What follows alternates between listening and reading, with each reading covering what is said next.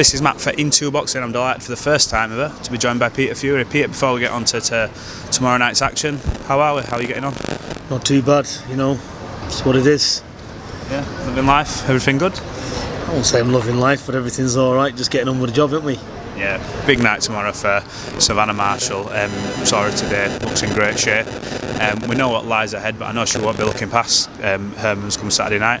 What have you seen from Savannah this camp? Is everything gone to plan, looking in good shape? Everything gone well? Everything's gone well. She's always prepared, she prepares very well, and she's ready to go. When everyone talks about Savannah, they always mention her power, and I think almost that takes away from all her other attributes because she's a very good boxer.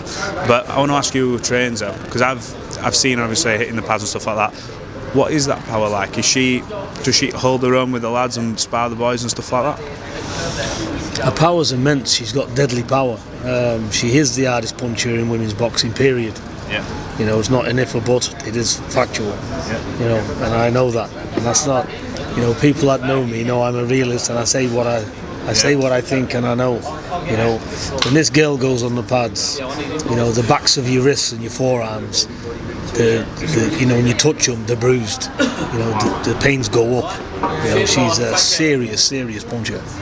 Yeah, it's incredible to think that. When you look at this fight this weekend, how difficult is it for her not to maybe look past what the bigger prize is ahead, especially when Claressa's come over? Do you think that's a bit difficult? Because I know everyone in hindsight always says, look, we're focused on the job at hand, but it is hard to not think, look what awaits kind of thing. Or does that make you more focused? I think it's all about being professional in what you do, you know. Yeah. We go for these training camps, and Claressa, believe it or not, is never mentioned because she's not next. Yeah. You know, she's not mentioned. You know, we run through, we talk about certain things obviously, but you know, it's not. So Savannah is dedicated on her job. Yeah. Claressa is well out of Savannah's mind at the moment. She won't even give her a second thought. It's all about tomorrow night. Now, I was in Cardiff when they both had that little altercation, and I don't know what your feelings on it were, but for me, from the outside looking in, it was refreshing to sort of see the light being shone on the women, get their personalities out there. We had Savannah, and I thought she was quite dry with it, and she called in a cheap bit of time, and I was absolutely creasing at it, because then you've got Claressa who was boisterous. Is that sort of just part and parcel of it, that next step in women's boxing where they get, ultimately it's what they do in the ring, but there's the backstory with it? Was that sort of a good moment for boxing? I think so, because I think they've genuinely got a distaste for each other. Yeah. You know, so it's only what comes out naturally. Naturally is always the best. If somebody's trying to sell a fight or promote it, it's crap. It comes cringe bullshit. You know, because we're not stupid. We've got a pair of eyes and we can see. When it's genuine, like with these two, both of these believe they can smash the other one. You know, and I think, you know, Claressa Shields is brilliant for the division. Savannah needs Claressa needs Savannah. I think for these two, they'll go down in the history books. You know, look, Claressa's won everything, and rightfully so. She does get respect. She gets respect from me. You know, she's a good fighter, or she wouldn't be where she is. And she needs all the credit for the accolades she gets. And you know, she is the best fighter out there, bar Savannah. These two, I want to see who's the best. You know, for me, I want to see who's the best. You know, so that's it. I'm looking forward to this fight more than anybody. I'd be a sick person today if Claressa Shields wasn't in this division, because we need Claressa Shields, because these two are perfect dance partners. I don't believe there's anybody else there that can touch the surface in that division. It is solely these two at the top.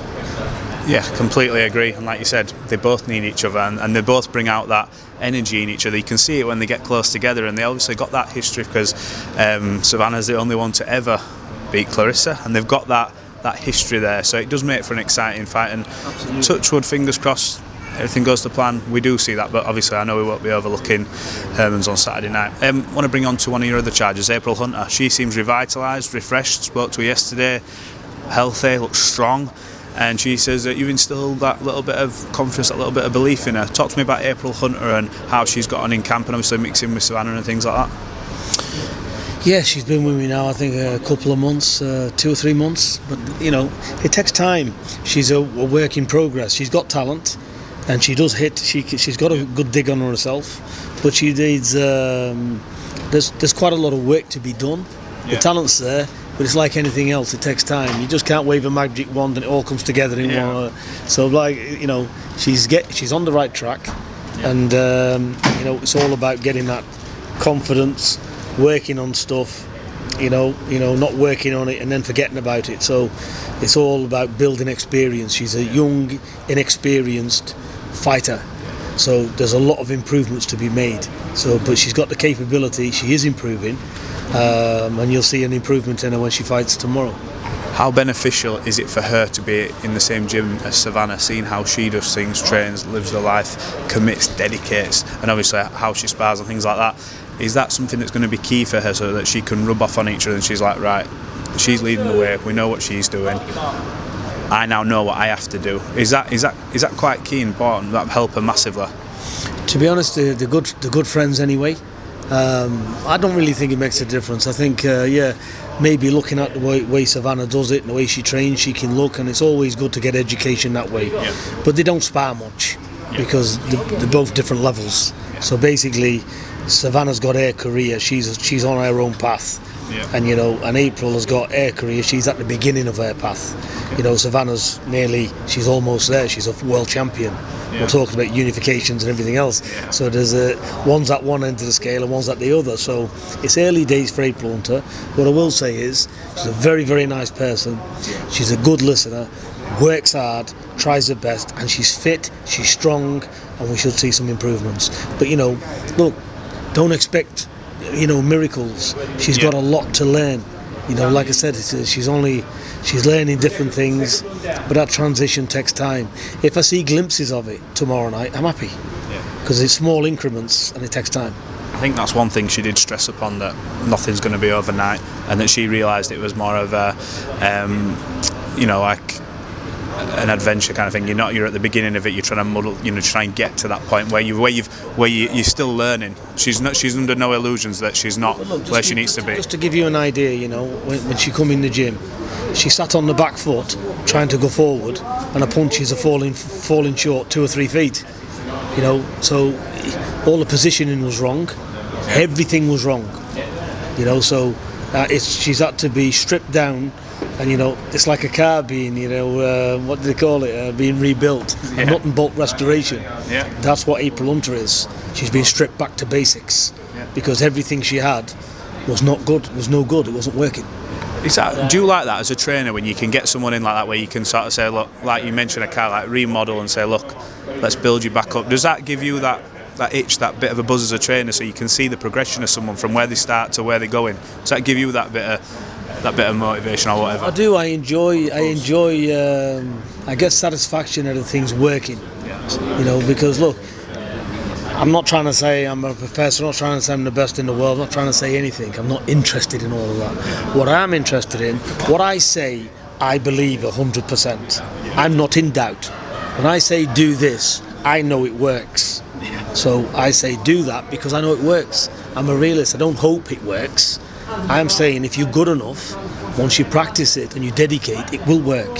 So that's the thing, and I get the benefit out of it, because when you turn these fighters around and you look at the improvements they make, and it's a case of talking to them, letting them understand what you're trying to work on, making them a part of it, not for me telling the fighter what to do, bringing them into it so they're involved in more or less of a trainer role, the fighter role.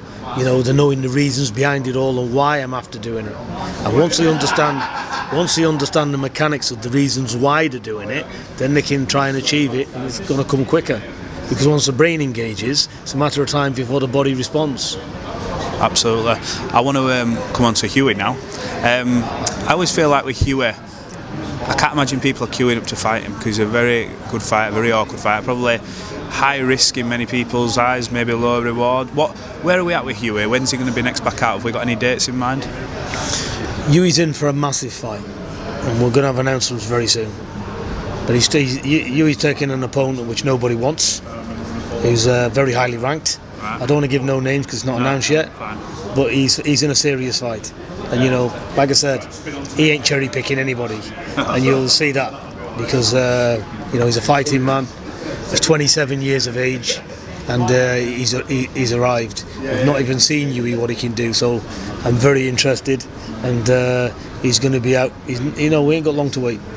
I have to say, when people talk about Huey, and we say Huey, because he's been around for so long, you forget he's 27, not many miles on the clock, and even the defeats he's had, they were proper seasoned professionals, men or ex-world champions. You know, went in with Povetkin, and you think, you know what, he's still yet to get to them years where we see the best of him. And I think we saw, obviously you'll know more than me, but when I think there was a fight behind closed doors, we saw that spite in him a little bit come out, and that more aggressive style, as well as a mixture of his, obviously, boxing ability. Is that what you're trying to get him to do more of? Like, you know, just implement a bit of both. Obviously, he's a great boxer. We all know he can move back foot, but he showed in that fight that spite and that grit was there when he wanted to do it. Is that what you're trying to get out of him a bit more? When he's, especially now when he's operating at these levels, and you mentioned a big fight coming. He's there, you know, front foot, back foot, whatever you want to do. He's versatile. Yeah. You know, he can go left to right. You know, he's got an army of tools in his box, but it's how you operate them tools. You know, you've got to be. It's all right having the tools in the box. You've got to be a superb craftsman. You know, and that's what he's been working on. He knows what to do, but it's how his operation is. It's how he goes about it. That's the key for him. So for Huey, he's arrived. He's strong. He's powerful. He's a big heavyweight, 17.5 stone. There's no fat on him. You know, he's a big man. He's 6'6", and like I said, you know, he's trained right down. You know, he's somebody that's probably going to walk around at 18.5, 19 stone. You know, he's a big heavyweight. Where before, when he was younger, he'd probably come out the gym and lose weight. Yeah. You know, because he's not matured. Yeah. Now you've got a big, fully pledged heavyweight. Yeah. You know, so let's see. He's a man now. So, you know, that's why. You know, we've had a discussion, Sky, Boxer, we've all been in meetings today, you know, and even over the past days, and, you know, we've all come to the conclusion is we don't want, you know, what's the point in taking an unbeaten Yank or somebody like that who's not known? What's that doing for anybody? Nothing. It's not doing anything for you. It's not going to get him forward to the public. He's just an unknown Yank or whatever he may be. It doesn't. It's like yawning stuff. Yeah, nobody's interested. So, you know, Huey's in a serious fight which everybody wants to see. When can we expect an announcement? Next couple of weeks, you think? Definitely within the next couple of weeks. Exciting times. I can't wait. I love watching Huey fight, and Huey's going to be out 100% in June, early June. Brilliant. So we heard that here first, so out in early June. Peter, just before we go, just want to get your opinion on two things. So we've got Alexander Usyk. Look, he's accepted the rematch. That looks like that's going to happen next with Anthony Joshua. In an ideal world, from a trainer's point of view, do you think it would have been wiser for Joshua to have an interim fight against the southpaw with Angel Fernandez as his full trainer, or do you think going into the rematch with Usyk next, do you think that's the right thing to do? I think it's definitely the right thing to do, yeah, because if I was training Joshua and looking after him, I'd say get back in there. Yep. Because this is about as much mental as what it is physical. You know, let's not forget, he's a four belt world champion. Yeah. You know, 2 times. You know, what do you want to warm up for? Yeah. It's like me saying, again, we're just going over this conversation with Huey. It's like saying, you know, get me a nobody. Fight anybody. You know, you're ready, aren't you? He's had 29 pro fights. He's been a professional since he was 18 years of age. Now he's 27. You know, can somebody say, oh, he's not ready? You know, he's fought world champions already. Yeah. So, of course he's ready. Is Joshua ready for the rematch? Of course he is. Bite the bullet, get stuck in. Do you think in the rematch, obviously we saw his style in the first fight, he seemed to come out and try and outbox the, you know, genius brain, which is Alexander Usyk. Do you think in this fight he will adopt a different approach where he uses his size, his natural big man strength, and try and put it on him, lean on him, try and sap the air out of the small man? Would you think that's the type of approach we'll see from him? I know many people have asked you all this, so sorry for going over it, but I just want to know your thoughts on how you think. I'm going to give you the best evaluation I can give you. I think Joshua gets unnecessary stick. I think, you know, look, he deserves where he is. I think he's a good fighter, he's a good boxer. You know, look, me looking at it, you know, I speak fairly. I think he's a good fighter, and he's got to be given credit because there's nobody else queuing up to fight Usyk. Let's be honest. Yeah, I think Usyk is one of the best heavyweights out there. He's a unified cruiserweight world champion, a gold medalist in the amateurs. The kid's the real deal, Usyk. Yeah, he's a nightmare for anybody on the planet. Yeah, so to take that fight and lose the way he did, it was expected for me, to be honest. I expected that to happen. Did you? Yeah, I said as much. You know, I don't like predicting fights, but I said he's got problems with this fight. you know, because people in the know these type of things. I think with Joshua, he struggled to find his own style. I think he's been a bit lost in his own skin, if that makes sense. Like I said, like, you know, you can have all the tools in the box, but don't really know how to operate them. You know, that's what I'm trying to say, and I think that's been his problem in the past. He's been uncertain of really what to do next. You know, and he's been listening to others' advice rather than just taking the advice, transferring it in his own mind, and putting his own stamp on it. It's like me saying to a fighter, I want you to do this. I can move in a certain way, and that fighter will move different. If that fighter tries to move exactly to what I'm telling him, he hasn't got his own fingerprint then, has he? Every fighter's got a box to your own DNA. That's been his problem. He's tried to box more or less manufactured rather than boxing to his own thing. Let's get down to the basics, right? And this is not talking as cool. A fight's a fucking fight. That's it. Get stuck in, have a fight, whatever's got to happen. You need to win that fight. If your game plan goes out the window, get your head down, start wimming, do whatever you can. It's a fight. That's what's been missing from you. I think a lot of the time as well, when we look at boxing, we can overanalyse till we're blue in the face, and I think you see it all the time when you look at the pre-fights, or we're looking at this, that and the other, but really ultimately when you come down to nuts and bolts, it is a fight.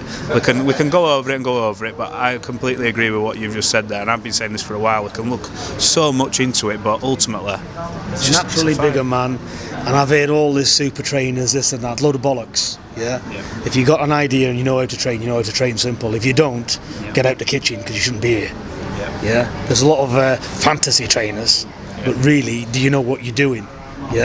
Fighter's got to look in his own skin, know what he's prepared to go through, and you know he's got to go through brick walls. He's a tough order to deal with, Alexander Usyk, but there is an advantage point, because me looking at Usyk the other day, he looks drawn, he looks thin. The war in Ukraine, it's had a heavy toll on him. You know, this could be the right time for Joshua anyway, because are we going to see just as good as Usyk as before? I was going to say, I think people all forget when they announce this rematch, it's like there's a lot bigger things going outside, which is way bigger than boxing in the Ukraine, and obviously people. Him, you know, look, our hat goes out to them people. You know, I'm not into wars or anything. I'm a peaceful man. You know, but it's terrible and all that. So that's bearing on his mind. Usyk's a God-fearing man. It will be affecting him deeply. It's his family, it's his country, everything else. So that could play a heavy factor in this fight. Very possible. Right, last point from me. Come out a few weeks ago that Amir Khan apparently is going to invoke his rematch clause with Kell Brook. A lot of theories about it. Is he after step aside money? Is he genuinely interested in having it? What's your opinion outside looking in on that? Do they need to have it again? It was quite decisive first time round. Is it something that you think we'll see again, or is this just is it a ploy, maybe? No, I think Amir Khan. I think he lost that fight walking out and seeing that stadium full of people, the severity of it, and I think he lost it with his ring walk coming in there. Because again, he looked to me like, and you know, let's face it, he had that. How can I say? When that fight started, he looked like he was full of nervous energy. He was hopping around the ring where you had Brook stepping.